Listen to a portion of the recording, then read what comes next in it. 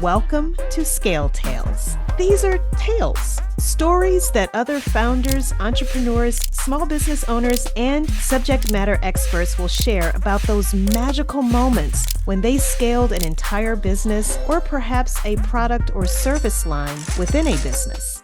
This storytelling show is designed with you in mind, the person seeking to do something extraordinary or achieve a transformational breakthrough in the business you own or the business you work for. Our goal is for you to not just be inspired by the words you hear, but to be equipped to take action. And as for me, who am I? Well, I'm Alicia Butler-Pierre. I'm the creator and producer of this show, and I'm the founder of a company called Equilibria Incorporated. Welcome to Scale Tales. This episode is brought to you by Equilibria Incorporated. Equilibria provides training to assist fast-growing companies in documenting and improving their key processes for maximum operational performance. Visit eqbsystems.com to learn more. That's eqbsystems.com. Welcome to Scale Tales, the business storytelling podcast where entrepreneurs, executives, and experts share firsthand accounts of those magical moments when they achieved something bigger than even they could have imagined. I'm Alicia Butler-Pierre. AI seems to be all the rage right now. For some, it's another technology buzzword, but for others, they are using it to make real, measurable, and impactful change to solve global problems. Our next tale comes from across the pond in the UK by someone who is determined to address the global early childhood education crisis. This is episode 18, How Dr. Pauldy Otermans Grew Teddy AI to 2,000 users in less than 1 year. Hi everyone, I'm Dr. Pauldy Otermans, Principal and Chair of Oterman's Institute and creator of Teddy AI. I'm currently in London, and this is my scale tale. It started around 2020. So let me tell you a little bit about my journey, and then I'll tell you how I got to where I am today. I'm a cognitive neuroscientist by background. That's what I did my PhD in many years ago. And I'm now one of the top female AI innovators in the United Kingdom. And I've won a number of awards in this area and also worked on a number of projects, for instance, one with Innovate UK on the subject of AI in education. And that's what I want to talk to you about today. If I bring you back to 2020, which I know we probably don't really want to talk too much about 2020 because it was a lockdown year. However, myself and my co-founder launched our company, Oterman's Institute, which was at the time a traditional EdTech company, where we taught human trainers, learners, one-to-one, one-to-many over Zoom. We got a lot of positive feedback, and we scaled that solution, which was all about upskilling people, whether it was employability skills training, like how to define goals, how to create a CV, communication skills, presentation skills, really transferable skills, which was very global. We created this global employability curriculum. And in that year, we scaled to 9 countries, served thousands of learners, and then we faced a bottleneck. And the bottleneck was that we couldn't hire enough teachers, that we couldn't hire enough trainers because there is a shortage of millions of trainers globally. And actually, a report came out that said 44 million teachers or trainers are needed just to reach basic education by 2030. Well, that's quite a lot of people. And of course, we were in that same boat. So we thought, well, human intelligence, what is close to that? And what came up in our head? AI, artificial intelligence. Now, think back, this was at the time when there was no ChatGPT. And I think now everybody has used it or another solution, Perplexity, Gemini, whatever it is that you've tried. I'm sure the majority of people now have tried some sort of Gen AI tool. But at the time, this was not there. So we started experimenting, and I still remember, now it's quite funny, at the time it wasn't. Me and my co-founder wrote up thousands of lines of code to, get our first AI up and going. And we launched it. Now, as I said, we were in the COVID-19 period. UNICEF and the UN reached out to us for help to, support those, learners that definitely couldn't go to school. Maybe internet was also a bit of a problem in terms of not everybody had individual access, but they could still come together in classrooms. And We said, sure, why not? So we launched the world's first digital human teacher, completely powered by AI, to refugee learners and displaced learners in UNHCR BCF camps in northern Iraq. And we were there looking probably from a very old device, which had one webcam. We could look sort of, inside the classroom, almost like this, bird's eye view. And the learners, there was about 5 or 6 of them, and they were given a device, one of these older phones. That probably was one of the first smartphones that they had there. And they got the link and they tried our AI teacher. And then there was silence. 16 minutes of silence. And when you're first launching a product and you want to get people to test it, it's already nerve-wracking because you have no idea whether they like it, if they can understand the flow, because you thought about it as a team and you try to make it as easy and simple as possible, but you never know someone from an outside perspective, whether they understand. So after 16 minutes of silence, one of our learners, her name was Aisha, she looked at her phone, she looked up to the screen and she said, "Wow, she speaks to me." Our AI teacher at the time was Beatrice. So that's when we knew this is something worth pursuing, and that got us the motivation to where we are now. So we'll fast forward a little bit. Now we have our AI teacher, version 2 is in market, focusing both on corporates as well as education institutions to make learning outside of the classroom or traditional workshop setting two-way conversational. So our clients can upload their content, their PowerPoints, their policies, their security protocols to our dashboard. And then the AI will extract the relevant data from that and creates a lesson. And you as the human are always in the loop. You can choose how many chapters, how many subtopics, how long should that topic be, what sort of activities do you want the learners to do with AI? Is it multiple choice questions, open-ended questions, scenario-based? You are always in control as a human. And then the lesson, you publish it to your learners. And they can go through the content with the AI teacher, ask questions, interrupt her, clarify doubts, delve really deeper if the AI quizzes them. And then all that data can feed back to the humans again in the loop, the manager, the educator, to see how their learners are actually doing. And maybe what we see is, well, these people, everybody seems to not understand a particular concept. Maybe we need to do another workshop and really bring everybody on the same, on the same level. Or particular individuals seem to struggle with this. Well, let's take them out of the workflow and discuss to see what we can better do to support them. Because depending on what job it is, but if it's related to security or policies, you could risk fines or even lives could be at stake. Dr. Pauldy and her co-founder tested the viability of their AI software and this radical idea of having a digital human deliver training. The evolution of their solution happened fast and paved the way for another invention. Now, then we started talking to parents. And, generally, lots of people we know at this time, I'm of this age, where a lot of my friends have children. And as you go for a chat, for a walk, one of the things we discuss a lot is screen time. And you may yourself also be a bit worried about screen time and young children. And is this beneficial? Is it harmful? There is a lot of debate out there on this topic. So this is something I discuss with a lot of my friends, especially those who have young children. But guess what happens every time we sit in the coffee shop, order our coffee, we all sit at the table, and here comes the tablet or the mobile phone, handed to the child to keep them busy. And often my friends are quite guilty when they do that. And when I ask them, tell me about this screen time, right? Because this is the first thing they do when we sit down. And usually what comes out is, yes, they know maybe the name of the game they're playing or the YouTube channel they're watching, but that's about it. They actually don't know what's going on. And this gave us the idea of Teddy AI, because parents really want to be involved in their child's educational journey, right? When a new child is born, you want to nurture it. You want to be part of their development, part of their learning. You want to be there every step of the way. And maybe in the first few years we can do that. But then, they may go to nursery and primary school.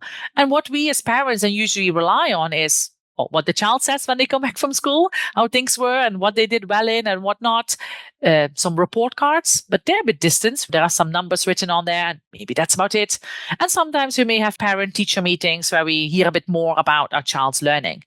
But those are actually quite a few snippets. This is not the entire learning and development of the child. So, what we thought, this is quite a big problem. Parents do give their children quite a lot of screen time. They're not really knowing what's going on when that screen time is taking place, also they want to be involved in the educational and the learning and development of the child. And they may be busy because they have jobs. Maybe their shifts don't fit with the child's lifestyle in that way. So it's very difficult for a lot of parents to be involved. There can be a million reasons why they may not be able to.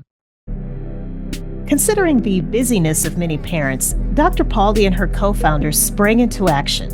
It seemed Teddy AI could be just the solution these parents needed to become active participants in their children's education. They began asking probing questions regarding digital learning content available through things like YouTube and games. But when we asked them, they actually had no clue what this learning content was. And they couldn't really, contribute to what they wanted their child to learn. And this is really where the idea of having an AI study buddy for children that can listen and understand children came from. But also, it goes one step further. Teach the children what their parents want and report back to the parents. So Teddy AI is completely powered by generative AI. And there's nothing to be, worried about or, scared about, as some people are, because Teddy uses our own specialized language model. So that's not connected to the internet and it takes up all these random sources of information. No, it is fine-tuned for the ages between 4 to 7 and speaks in a child-friendly language, uses child-friendly vocabulary. But because it's generative AI, actually speaks very differently to everyone. It's hyper-personalized. So let me give you an example. All of us, I hope, we watched Winnie the Pooh when we were younger. And when you watch episode 3 and I watch episode 3, we watch the same thing. And we may chat later on about that, but we watch the same thing. In this case, I can talk with Teddy about the rainbow. You can talk to Teddy about cars. My friend's niece can talk to Teddy about dolls. My other, friend's son can talk to Teddy about the weather. Everybody can talk to Teddy about what they would like to talk about. And all these conversations can happen at the same time and are all personalized. But that's the view of generative AI. It's also worth noting that Teddy AI comes programmed with 100 games focused on helping children learn and upskilling them. At the moment, it's very much focused on the UK curriculum because we are a UK-based company, but Key Stage 1 and 2 are quite globally applicable, I would say. That's what they're based on at the moment. As a parent, where do you come back into this picture? You can prompt Teddy, request Teddy, to teach your child anything you would like them to learn. Now, this could be something from their report card. Maybe they're not so good at, the multiplication of 2. Or maybe, there is something within your own traditions that is really important to you and, you want your child to learn. Or, the importance of brushing your teeth. How many children are like, oh no, I have to brush my teeth, How many parents struggle with getting their children to bed?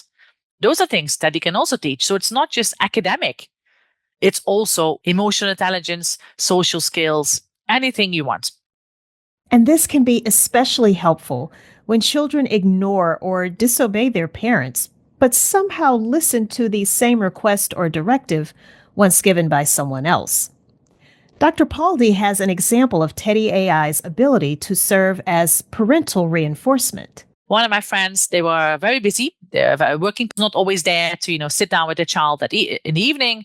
Often is there already when the child is in bed. They told Teddy, "Can you please tell Bella to wish Grandma happy birthday tomorrow because she should not forget. And maybe you can also ask Bella to make a nice drawing for her grandma." So when the child started playing Teddy the next day, Teddy talked to the child and say, "You remember it's Grandma's birthday. Maybe you should make a big drawing for her. Shall we do that together?" And of course, there you go. The child made a lovely birthday card. So why am I telling you this? We really saw market out there that no matter where you're from, no matter what country you grew up in, no matter what education system you're used to, as a parent, you want to be involved in your child's journey. Now, how do we scale this then? It took some time. I won't lie. Okay. It is not an easy journey. There were struggles along the way. Remember, Dr. Pauldy started on this quest to democratize education back in 2020. By November 2023, Teddy AI was no longer just an idea. It was officially a company with a product ready to be tested on a larger scale. Teddy is available on the Google Play Store, and we tested it. We went to talk to children. tons of children. We had we reached out to local schools in the area where me and a few of our team live, and we said, can we come and have the children play with Teddy? There is no cost to you. We just want to come and see how the children are interacting with it, because that was our first focus point. The child needs to understand, and the child needs to love it. Otherwise, there's no point even going to talk to the parents, because in the end, the child is in this case the user. So, Dr. Pauldy and her team set out testing Teddy AI in real time at different schools. That's when they observed. We couldn't get the phones away from the children. Maybe they were too excited to get out of the classroom for, 10, 15 minutes, but they loved it. They absolutely loved it. We all sat down next to them and saw how are they navigating on the app? What are they clicking on? Because it's voice first, do they understand how to navigate the mic? I'm impressed. 4 and 5 and 6 years old know a lot about technology. And they gave some amazing suggestions too. They loved certain things to be added, certain topics to be learned about. There is also a store. When they play the games, they get coins and then they can purchase on the app. And they had lots of ideas. So gave us, I think, 2 pages of ideas that we could further implement, which of course we have done subsequently. Once they knew they had a product that their users loved, it was now time to extend their testing to teachers. Specifically, Dr. Pauldy and her team wanted to hear from an education expert point of view. They are the ones that are teaching these children. What do they think about it? And again, they loved it. Okay, so far so good. They are 2 for 2 now. But there's still one more group to test. Parents. Interestingly, they decided to not extend testing to the school system itself. At least not for now. We're first focusing on the parents. Is that a wrong move or right move? I guess, time will tell. Because we thought it's very complicated to integrate this into the school system from the start. We first wanted to go and talk to the parents, get them involved, because a lot of schools already have a lot of technology at their disposal. And we thought, let's talk to the parents first and get them involved in a child's journey. So then we tested with parents.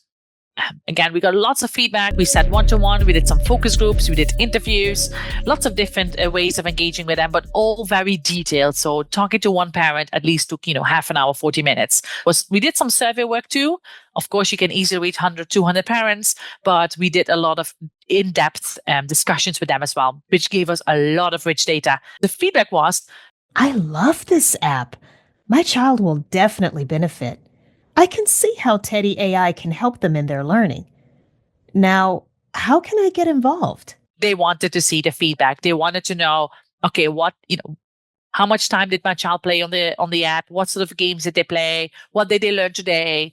Has their vocabulary increased, particularly with the younger ones? They're picking up lots of new words all the time. So that's when we created the dashboard fully based on all this feedback we got from the parents. And it is now live.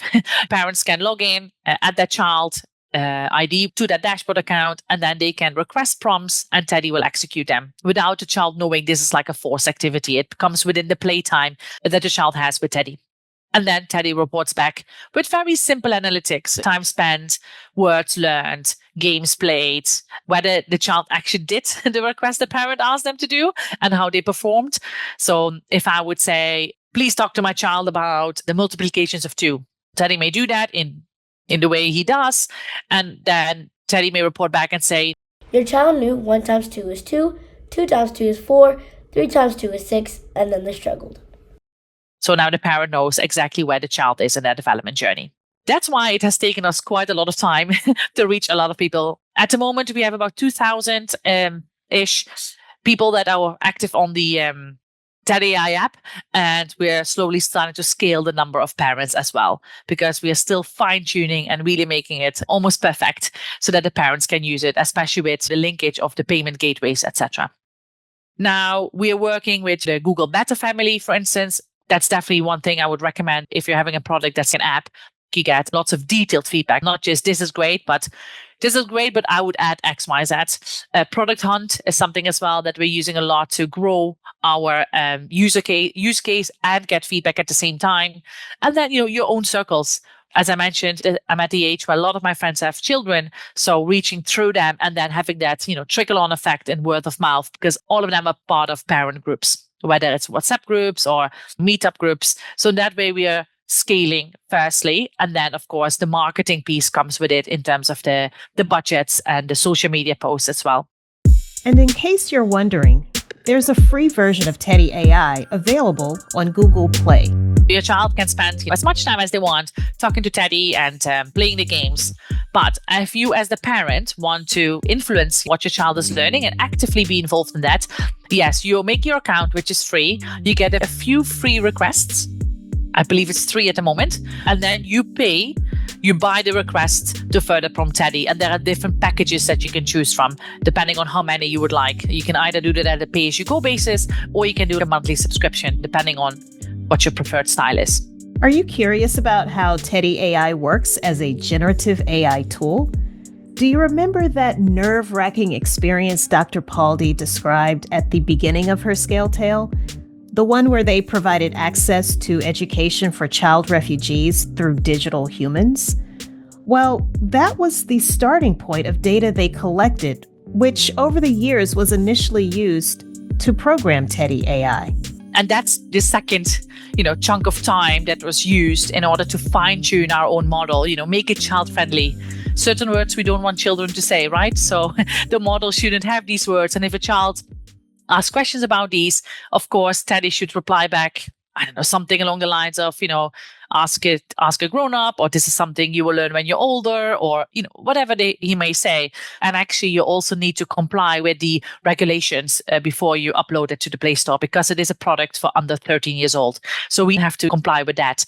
In terms of where the data came from, yes, it was all the interactions we have been having with these thousands of learners, and then adding the requirements of the national curriculum of the UK into that, so that the model understands what it should focus on and what it shouldn't, and then indeed putting in these boundaries of the things that Teddy shouldn't be talking about. And then making it child-friendly in terms of, the way we converse today is different if I was talking to a 5-year-old, because they wouldn't, use the complicated words, and the way they construct the sentences is different. So that also was the next layer. All these layers had to be done. With 45,000 learners reached via the Otermans Institute and now 2,000 and counting users with Teddy AI, I couldn't help but wonder, what's next for Dr. Pauldy? I was already laughing when you said that. You know me. I find that's an interesting yet difficult question, because I think when you have your own company and you see your own product grow, you always set the next milestone to reach, and sometimes you don't know yet what that milestone look like. What does the market tell you? What do your parents want? Because ultimately, these are your clients. The children are the users.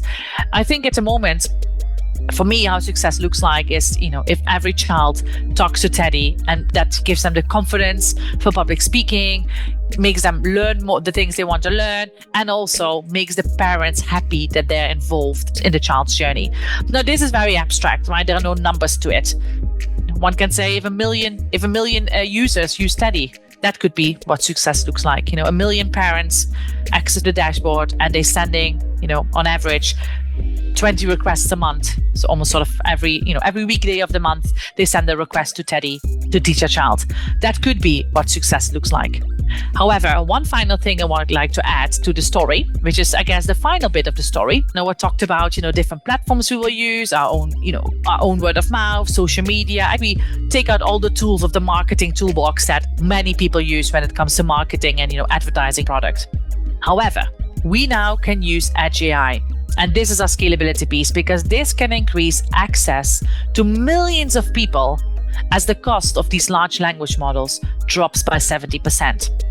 And the data of our children, right? This is private data. The children are talking to the teddy bear, right? They're typing things, but also their voice, because they use the mic. Of course, much more safer, because it doesn't need to leave the device. So with Edge AI, what happens is your language, or our language model in this case, runs on the device. And we've already shown last month that this is possible. So what it means is when you download Teddy and you interact with him on the app, your data doesn't need to leave the device anymore. Your latency reduces, which is better, right? It's all going to be quicker to talk to him, which is lovely from a user's point of view.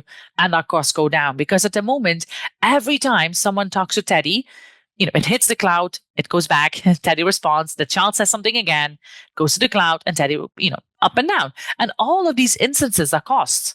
Now, when it runs on your own device, those costs are no longer there because the model runs locally. And for a parent's point of view, particularly because this is a children's product, your data, all of this personal data does not need to leave the device. So that will be our biggest scalability piece. And part of that bigger scalability piece means expanding Teddy AI into different countries and eventually different languages. It is a variety of countries. Of course, there's quite a lot in the UK because that's where we're from, but also the US, India. It's all over the world, really. I can't tell you all the different countries because some you really have just a handful of users. I think there's quite a few in Brazil as well. There's some in the Netherlands. That's where I'm originally from. So all my friends are using it, I guess. However, another thing that we can do is tune our language model into a different language. So retrain the model and let's say make it in Spanish. Spanish we already have. It's not yet pushed out. It's in beta version at the moment. We really want to fine tune and test it a bit more, particularly, when it become meant to make it child friendly.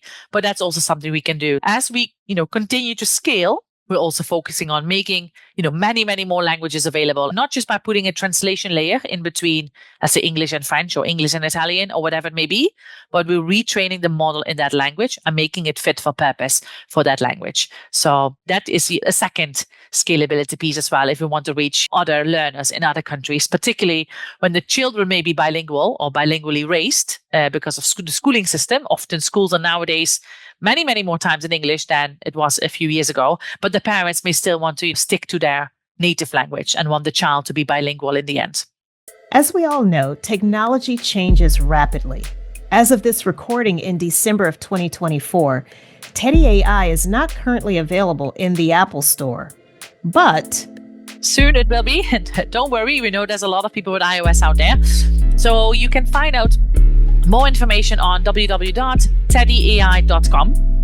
Also, underneath, you will find a link that you can also sign up to get, more information on the parent dashboard and find out more and join our community. Join us as a parent, be part of our community, and could contribute to developing Teddy even further. As much as I've heard Dr. Pauldy speak in the past, I continue to be amazed every time I listen to her. Her vision is grand, and her mission is fueled by that large education gap she mentioned at the beginning. You may not be a technologist, but that's okay. There are still valuable lessons to learn from Dr. Pauldy's scale tale. Number 1, observe the world around you. Be present. It may spark an idea for your next invention. Number 2, when you have an idea, don't invest in it full throttle. Instead, develop a prototype or an MVP, a minimum viable product. Do that first and then test it. Number 3, your end user may not be your only customer. Consider the entire ecosystem of people that your customer is a part of. These are also people that you'll need to sell your product or idea to. 4, a major way to scale a product or service is to identify a large untapped need and provide a solution that is easy to access. And number 5, if global expansion is part of your plan to scale, you must account for differences not only in language, but time zone differences, geographical differences, and differences in cultural and societal norms as well. I had the pleasure of meeting and getting to know Dr. Pauldy Otermans when we both spoke at the 2024 TEDxViki event in Helsinki, Finland. Her quest to close the education gap is admirable, and I'm fully confident that the number of Teddy AI users will expand into the hundreds of thousands within the next 2 years. Who knows? It may even crack 1 million users by 2026. You can learn more about Dr. Pauldy, the Otermans Institute, Teddy AI, and other resources she referenced in this episode's show notes. Visit scaleTalesPodcast.com. Again, that's scaleTalesPodcast.com. Thank you for listening. If you learned something valuable from this episode, please leave us a 5-star rating and review wherever you're listening.